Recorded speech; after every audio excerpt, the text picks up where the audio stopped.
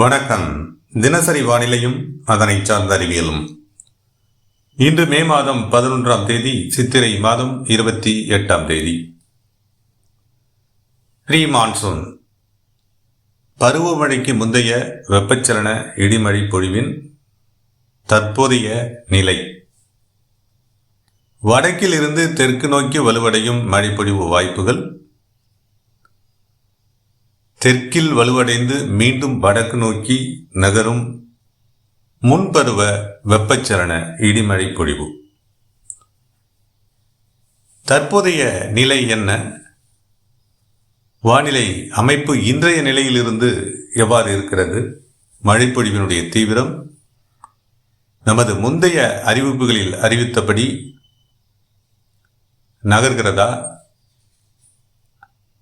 மற்றும் இந்த வானிலை நகர்வில் அடுத்தடுத்து எதிர்பார்க்கப்படும் நிகழ்வுகள் என்ன? இன்றைய நிலையில் வெப்பச்சலன மழைப்பொழிவு எந்தெந்த மாவட்டங்களுக்கானது? அடுத்து வரக்கூடிய நாட்களில் மழைப்பொழிவு எந்த மாவட்டங்களில் தீவிரமடைய இருக்கிறது என்பவைகள் குறித்தான எனது தனிப்பட்ட வானிலை விளக்கம். வணக்கத்துடன் சி. அண்ணாதுரை. இது முன்னரே நாம் எதிர்பார்த்ததுபடி இது அதிகாலை தொடங்கி ராமநாதபுரம், புதுக்கோட்டை, தஞ்சாவூர் மாவட்டத்தினுடைய தெற்கு பகுதிகள் இங்கெல்லாம் ஆங்காங்கே மழைப்பொழிவு ஏற்பட்டு வருகிறது. ஓரிரு இடங்களில் தற்போதும் மழைப்பொழிவு நீடித்துக் கொண்டிருக்கிறது. இந்த அறிவிப்பை நான் பதிவு செய்யக்கூடிய இந்த நேரத்தில், அதே நேரத்தில் திருவாரூர், நாகப்பட்டினம் இந்த மாவட்டங்கள் நோக்கி, கடலோர பகுதிகள் நோக்கி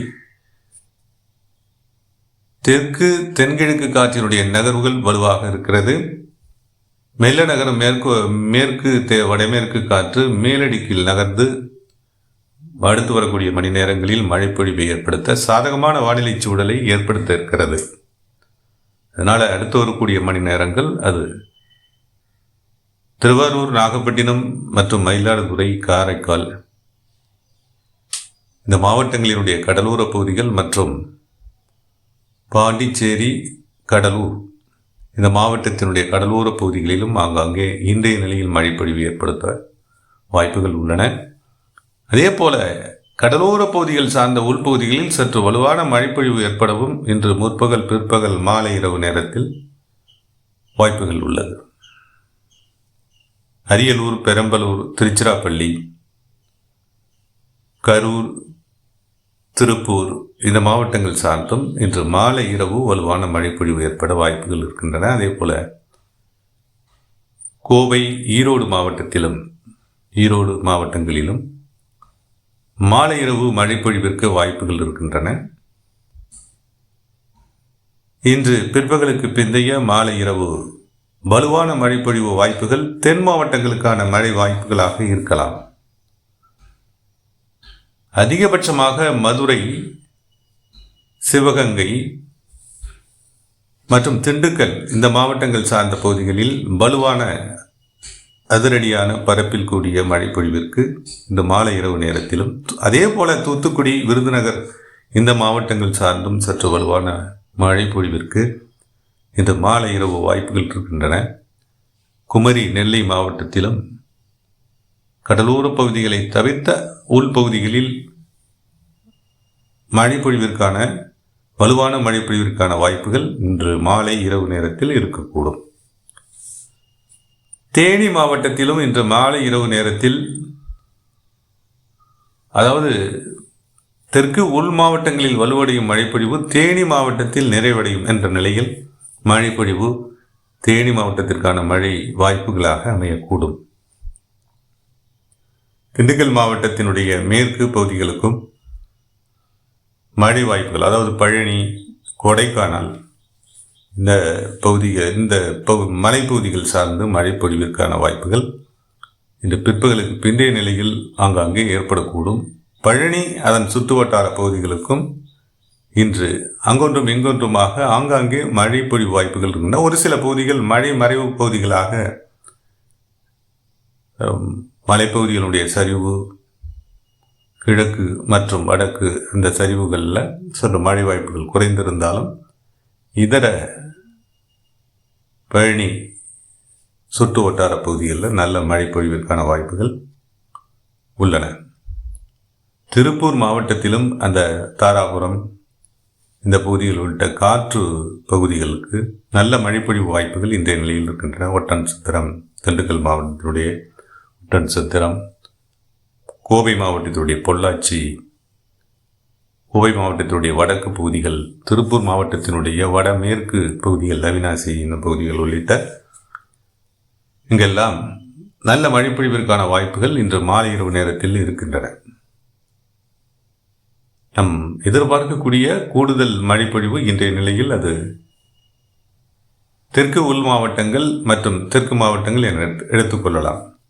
இதே போல டெல்டா மாவட்டங்களிலும் இன்று முற்பகல் தற்போதைய நிலையிலிருந்து மழைப்பொழிவிற்கான வாய்ப்புகள் ஆங்காங்கே ஏற்படும். இந்த மழை பரவல் வடக்கு மாவட்டங்கள் மற்றும் வடகடலோர மாவட்டங்களை எட்டுவது எப்போது என பார்க்கையில் வரும் 14ஆம் தேதிக்கு பின்னர் கீழடுக்குடன் இணைந்த தற்காலிகமான மேலடுக்கு சுழற்சி இது பக்சல சந்தி, வட இலங்கை மற்றும் மன்னார் வளைகுடா சார்ந்து ஏற்படும் என எதிர்பார்க்கப்படுகிறது. வாறு ஏற்படும் நிலையில் இந்த சுழற்சியானது வடக்கு நோக்கி நகர மழைப்பொழிவு தெற்கிலும் மத்திய மாவட்டங்களிலும் டெல்டா மாவட்டங்களிலும் வலுவடைந்து 2 முதல் 3 நாட்கள் தொடர் மழைப்பொழிவை ஏற்படுத்தி தொடர்ச்சியான வலுவான மழைப்பொழிவை ஏற்படுத்தி அது வடக்கு நோக்கி நகர்ந்து வடகடலோர மாவட்டங்களுக்கும், அதாவது 14ஆம் தேதி தொடங்கி அல்லது 15ஆம் தேதி தொடங்கி வடகடலோர மாவட்டங்களுக்கும், திருவண்ணாமலை, கள்ளக்குறிச்சி, வேலூர், ராணிப்பேட்டை, இந்த கிருஷ்ணகிரி, தருமபுரி, வேலூர், திருப்பத்தூர் இந்த மாவட்டங்கள் சார்ந்தும் நல்ல மழைப்பொழிவை ஏற்படுத்தும். அதாவது 15ஆம் தேதிக்கு பின்னர், 14 அல்லது 15ஆம் தேதிக்கு பின்னர் தீவிரமான மழைப்பொழிவு வாய்ப்புகள் வடக்கு மாவட்டங்களுக்கும், வடக்கு உள் மாவட்டங்களுக்கும், வடகடலோர மாவட்டங்களுக்கும், சென்னை, திருவள்ளூர், காஞ்சிபுரம், செங்கல்பட்டு, விழுப்புரம் இந்த மாவட்டங்கள் சார்ந்தும் வலுவான மழை வாய்ப்புகள் வடக்கு மாவட்டங்களுக்கும் உண்டு. அதே நேரத்தில் நாம் ஏற்கனவே முந்தைய அறிவிப்புகளில் குறிப்பிட்டபடி இந்த ப்ரீ மான்சூன் 2ஆம் கட்ட அல்லது 3ஆம் கட்ட வெப்பச்சலன இடிமழை பொழிவு மற்றும் காற்று சுழற்சியின் விளைவாக ஏற்படக்கூடிய மழை வாய்ப்புகளாக அதிகபட்ச மழைப்பொழிவை பெறக்கூடிய மாவட்டங்களாக அது தென் மாவட்டங்கள் முதல் கட்டமாக அமையக்கூடும். அடுத்த கட்டமாக கிட்டத்தட்ட மத்திய மேற்கு மாவட்டங்கள் மற்றும் டெல்டா மாவட்டங்கள். டெல்டா மாவட்டங்களில் அதிகபட்சமாக எதிர்பார்க்கப்படுகிறது 2ஆம் நிலையில். இதற்கு இணையான அளவிற்கு மத்திய மேற்கு மாவட்டங்கள் மழைப்பொழிவை பொறுத்தவரை குறைந்த நேரத்தில் தீவிர இடிமழை பொழிவை ஏற்படுத்தும் மழை வாய்ப்புகளாகவும், டெல்டா மாவட்டங்களை பொறுத்தவரை 14, 15, 16, 17 தேதிகளில் சீரான மழைப்பொழிவை, சற்று பரப்பில் அதிகரிக்கக்கூடிய மழைப்பொழிவை, அதிகரித்து காணப்படக்கூடிய மழைப்பொழிவு,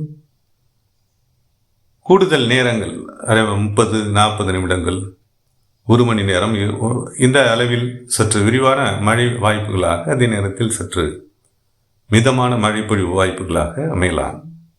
அந்த வகையில் மொத்த மழைப்பொழிவு கணக்கீடுகள் மத்திய மேற்கு மாவட்டங்களை விட சற்று கூடுதலான மழை பெறக்கூடிய மாவட்டங்களாக நாகப்பட்டினம், திருவாரூர், தஞ்சாவூர், மயிலாடுதுறை, அரியலூர், கடலூர் இந்த மாவட்டங்கள் அதிக மழைப்பொழிவை பெறக்கூடிய மாவட்டங்களாக 2ஆம் நிலையிலும் 3ஆம் நிலையில் மத்திய மேற்கு மாவட்டங்கள் கிட்டத்தட்ட இணையாக டெல்டா மாவட்டங்களுக்கு இணையாக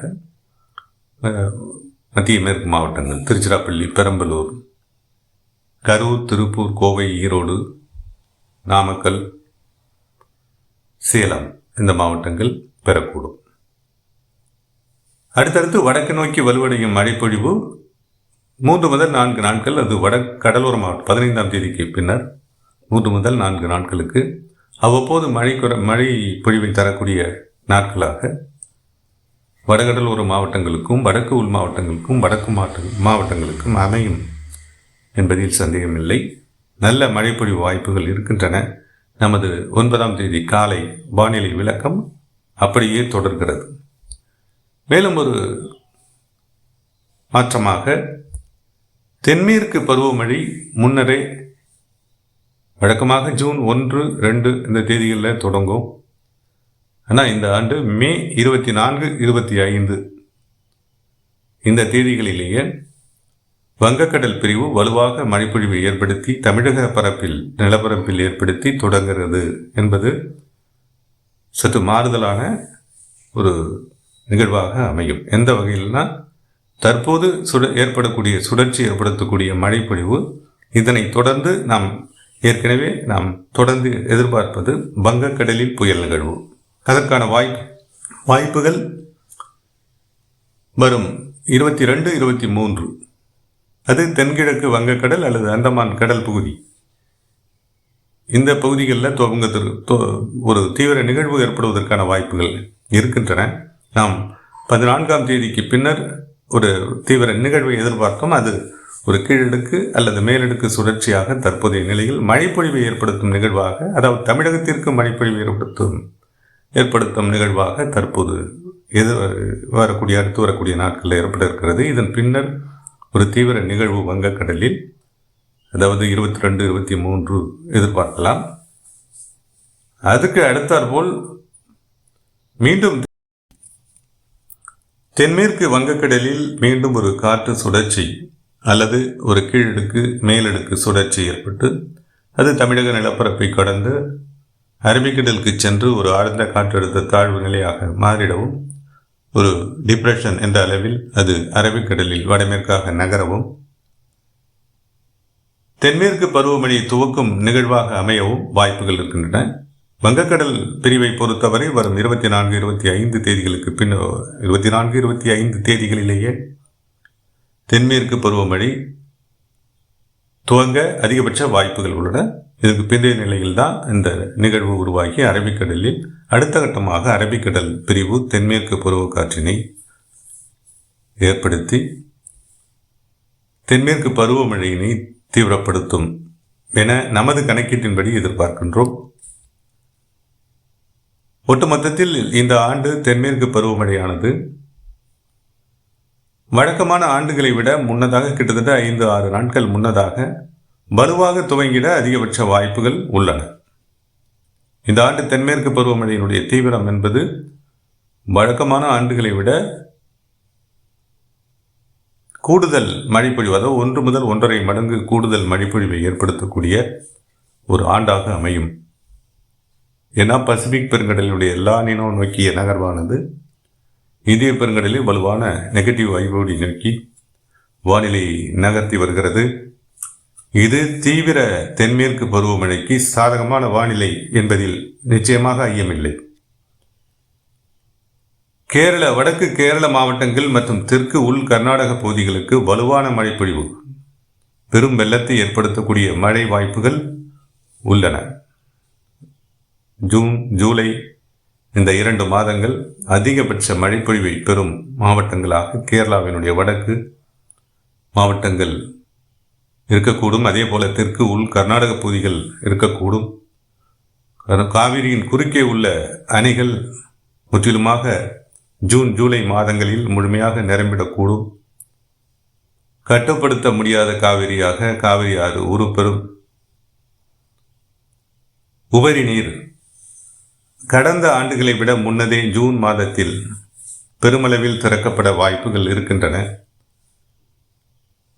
எனவே தமிழகத்திற்கான மழைப்பொழிவாக கர்நாடக உள் மாவட்டங்களுக்கான மழைப்பொழிவு அமையக்கூடும். தமிழகத்திற்கான மழை வாய்ப்புகள் என்றால் காவிரி ஆற்றினுடைய டெல்டா பகுதிகள் மற்றும் காவிரி ஆற்றினால் பயன்பெறக்கூடிய மாவட்டங்களுக்கு இது ஒரு நல்ல செய்தியாக அமையும் என நம்பலாம். இதை உறுதியாக நாம் எதிர்பார்க்கின்றோம். இந்த ஆண்டு தென்மேற்கு பருவமழை தீவிரம் அடைய இருக்கிறது. காவிரி முன்னதே தமிழகத்தில் நுழைய இருக்கிறது என்பதில் ஐயமில்லை. எனவே டெல்டா மற்றும் காவிரி விவசாய பெருமக்களுக்கு இது நிச்சயமாக ஒரு சிறப்பான செய்தியாக அமையும் என நான் நம்புகிறேன். தொடர்ந்து இணைந்திருங்கள். இதுவரை இந்த வானிலை பற்றிய விளக்கத்தை தொடர்ந்து கேட்டமைக்கு அனைவருக்கும் நன்றி.